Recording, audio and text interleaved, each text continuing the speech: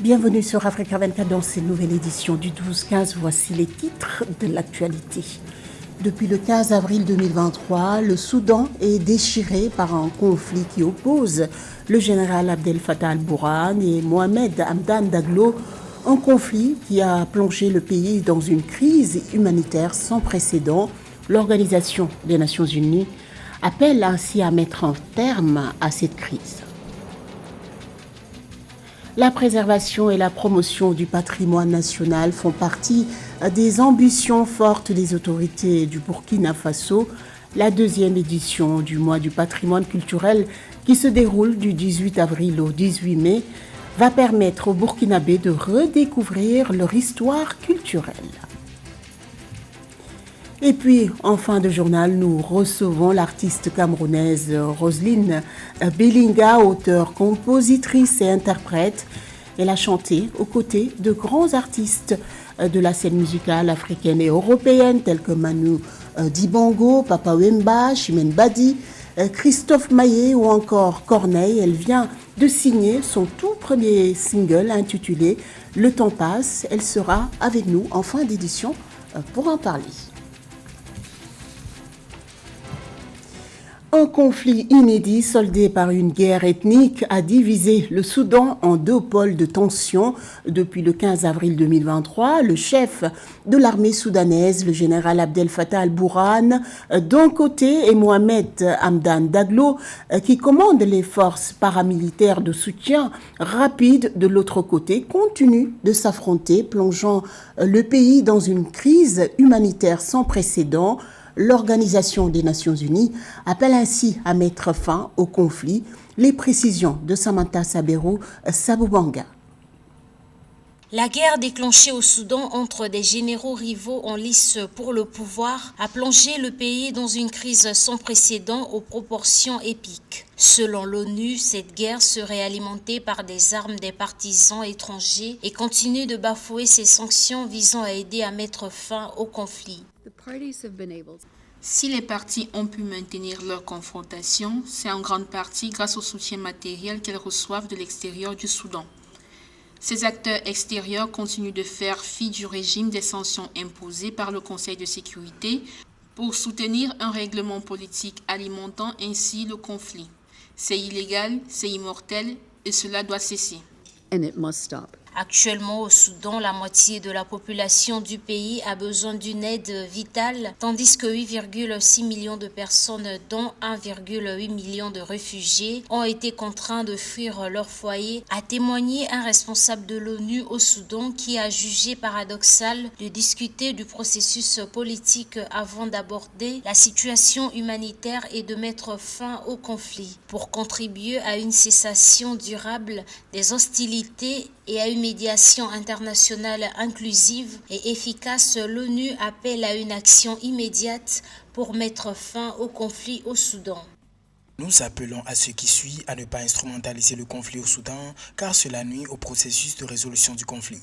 Cela compromet la capacité du Soudan à s'approprier du processus. Nous devons soutenir l'initiative visant à faire taire les armes. Pour rappel, le Soudan est plongé dans le chaos depuis le 15 avril 2023 lorsque les tensions ont éclaté dans la capitale Khartoum entre l'armée dirigée par le lieutenant-général soudanais Abdel Fattah al-Burhan et les forces de soutien rapide commandées par son ancien adjoint Mohamed Hamdan Daglo. Les combats se sont étendus à d'autres régions du pays, notamment aux zones urbaines et à la région occidentale du Darfour. Des milliers de foyers, d'écoles, d'hôpitaux et d'autres infrastructures civiles essentielles ont été détruits. Dans le reste de l'actualité, le premier tour de l'élection présidentielle en Mauritanie est prévu le 29 juin. La campagne électorale, quant à elle, est prévue du 14 au 27 juin. 7 membres de l'opposition se sont déclarés candidats. Le président Mohamed Ould Cheikh Al-Ghazouani, de son côté, n'a pas encore annoncé sa candidature.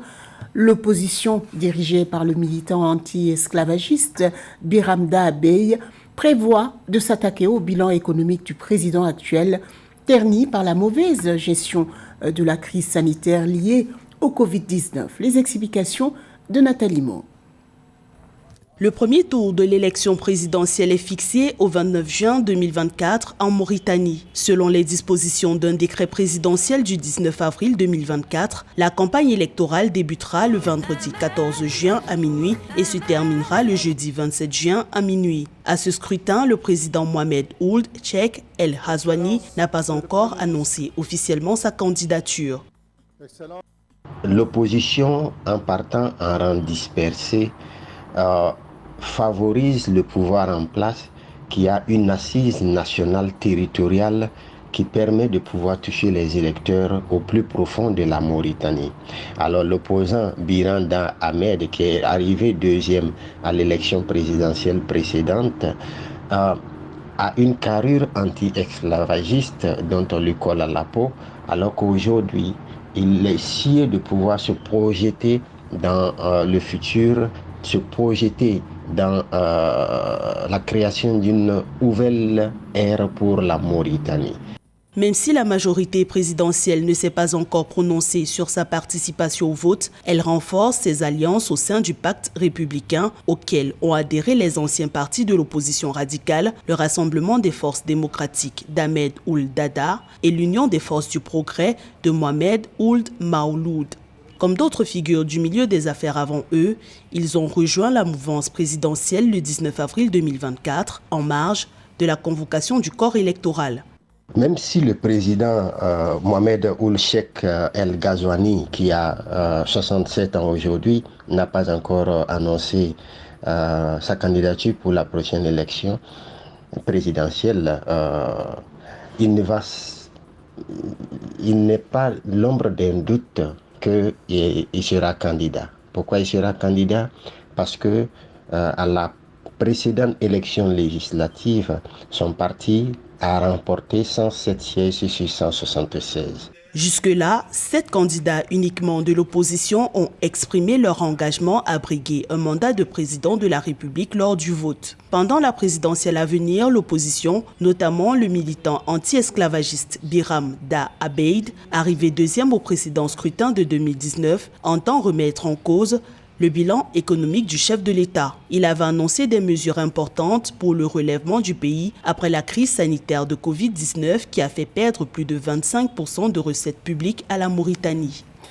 À la page culture, la deuxième édition du mois du patrimoine burkinabé a débuté le jeudi 18 avril, un événement qui vise à inciter les Burkinabés à fréquenter les musées, les monuments historiques, les sites et lieux de mémoire, mais aussi à comprendre leur histoire à travers les générations. Un sujet de Paul-Marcel Mayagui, commentaire Ruth Moussi.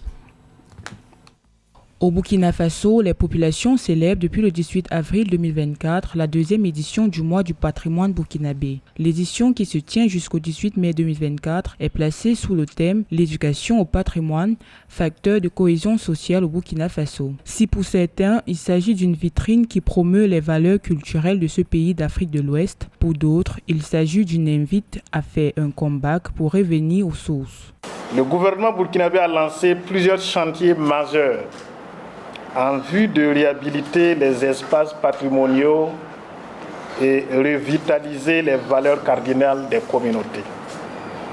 Ces initiatives sont accompagnées par une volonté forte de travailler à l'appropriation par les Burkinabés de leur histoire et de leur culture. C'est fort de ce constat et dans le souci de faire des lieux de mémoire, des espaces de convergence par excellence des populations que le gouvernement a lancé en 2023 pour la première fois le mois du patrimoine burkinabé. Pour ce deuxième rendez-vous, nombreuses sont les innovations qui n'ont nul autre objet que de marquer les esprits des participants. Il s'agit entre autres de l'institution des ambassadeurs pour soutenir le caractère populaire de l'événement, d'expositions, de conférences, d'ateliers et aussi de récits sur les ancêtres et les héros méconnus. Notre héritage culturel, malgré les assauts qu'il a subis au cours de l'histoire, a sans doute perdu des éléments essentiels de son authenticité à bien des égards, mais il s'est également beaucoup enrichi au contact d'autres civilisations. Aujourd'hui, il est plus que nécessaire de dresser un état des lieux de cet héritage, de sélectionner les éléments les plus pertinents et qui peuvent permettre de trouver des réponses adéquates aux défis contemporains. Le mois du patrimoine burkinabé est encadré par 2 commémorations majeures. Il s'agit de la célébration internationale des sites et monuments chaque avril et la célébration internationale des musées chaque 18 mai. Pour rappel, en 2023, la première édition s'est tenue comme une phase pilote et a engendré des résultats positifs au regard des statistiques présentées. En effet, 64% des visites du musée national ont augmenté en 2023 par rapport à 2022. Elle a chanté aux côtés d'artistes de renom africains et européens, notamment Manu Dibango, Papa Wemba, Chimène Badi, Christophe Maé ou encore Corneille, l'artiste camerounaise Roselyne Bellinga, auteure, compositrice et interprète, vient de signer son tout premier single intitulé « Le temps passe », une chanson produite et composée par l'artiste international congolais Lukwa Kanza, une production qui se situe à la croisée des chemins entre l'enracinement à l'Afrique par les rythmes, les percussions, les sonorités linguistiques d'une part, les musiques soul et R&B d'autre part. Roselyne Bellinga est l'invitée de cette édition. Bienvenue sur Africa 24. Merci Aïssatou, je suis très honorée que vous me receviez. Vous êtes la bienvenue en tout cas. Le temps passe est votre tout premier single, une chanson pleine d'émotions qui invite au voyage intérieur. Pourquoi ce titre ? Alors ce titre parce que le temps est un élément très très puissant qui nous aide à prendre le recul sur des situations difficiles que l'on peut tous traverser dans la vie. Et dans ces traversées de désert, comme je les appelle, la résilience et la bienveillance envers soi-même nous permet d'apprécier la vie autrement. Voilà. Donc le temps est vraiment un allié pour la guérison. Cette production musicale a été composée avec l'artiste congolais Lukwa Kanza, qui a également fait la réalisation. Pourquoi ce choix artistique ? Alors déjà, j'ai eu la chance de rencontrer le grand Lukwa Kanza il y a plus de 10 ans lors d'un concert. Il m'a invité à la descente de scène à venir faire des essais parce qu'il préparait l'album Nkolo. Et par la suite, j'ai été engagée dans son orchestre. J'ai appris énormément à ses côtés. Et de fil en aiguille, nous avons entrepris d'écrire ensemble. Et j'ai bénéficié de tous ses conseils et son encadrement. Et voilà pourquoi nous avons travaillé ensemble. Ce n'est pas un petit calibre dans la chaîne musicale africaine. C'est une légende et je suis très honorée d'avoir travaillé à ses côtés. Vous vous définissez comme citoyenne camerounaise, africaine et du monde à la fois. Vous chantez en anglais, en français, en boutou, en lingala, en swahili. Pourquoi cette démarche ? Alors, en boulou, le boulou qui est ma langue maternelle, elle est parlée et comprise dans plusieurs pays d'Afrique centrale, notamment le Gabon, la Guinée équatoriale également. Alors ce mélange de langues, c'est tout simplement ce que j'ai eu à écouter en apprenant à chanter, et également l'amour des langues, l'intérêt que je porte pour mon voisin, pour l'autre. Est-ce que le temps passe à travers les langues ? Ah, je pense que tout à fait. Nous avons beaucoup de magie dans nos langues, même si la musique est un langage universel. Quand on comprend ce qui est dit, eh bien, on peut transmettre et recevoir beaucoup de choses. L'amour, le rêve, la passion, la nature, la gratitude, la mélancolie aussi, mais aussi surtout l'espoir sont abordés dans ce single. Pourquoi cette concentration d'émotions ? Parce que ce morceau a été écrit à une période très sensible de ma vie où je me suis remise en question. Et comme je parlais de cette résilience-là, je me suis rendu compte qu'il fallait prendre le temps d'apprécier le moment, ce qu'on avait autour de soi pour avancer. Écrire pour penser les plaies. Penser tout à les fait, plaies. oui, tout à fait. L'écriture est vraiment en même temps un exutoire et aussi une façon de toucher son prochain parce que les problématiques nous rassemblent. Il n'y a pas que la chanson dans votre vie, vous faites de la peinture, vous êtes styliste aussi. Comment vous faites? Comment parvenez-vous à allier ces activités? Alors oui, j'ai cette chance-là de toucher un petit peu à tout et en particulier de faire de la création de bijoux et de peindre. Comment est-ce que je fais? C'est des passions qui me nourrissent et qui nourrissent mon univers. Voilà. Et je partage mes travaux sur ma page Instagram, Parure Nomade. Le temps passe est extrait d'un futur album de 12 titres en préparation. Pourquoi c'était important pour vous d'isoler ce single-là et de le produire? C'était important pour nous de commencer par cette petite fleur posée,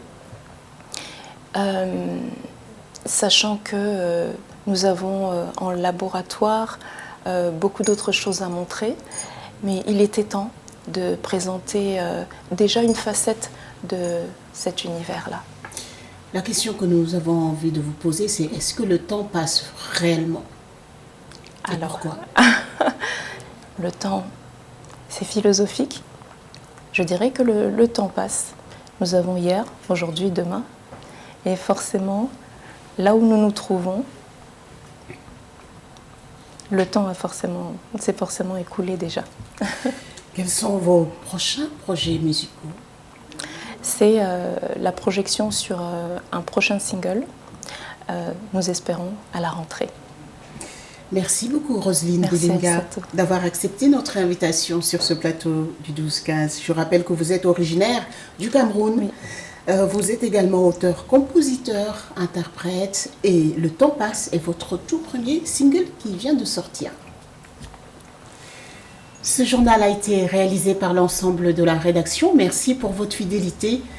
Dans un instant, une nouvelle édition de l'information sur Africa 24.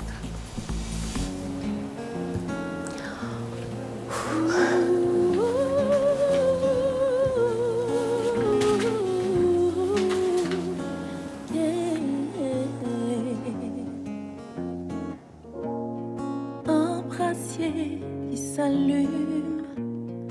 Quand la vie nous coince, elle nous arrache des plumes. Et toutes ces cicatrices qui marquent un temps d'arrêt dans le cœur perdu d'office. Mais l'entends-tu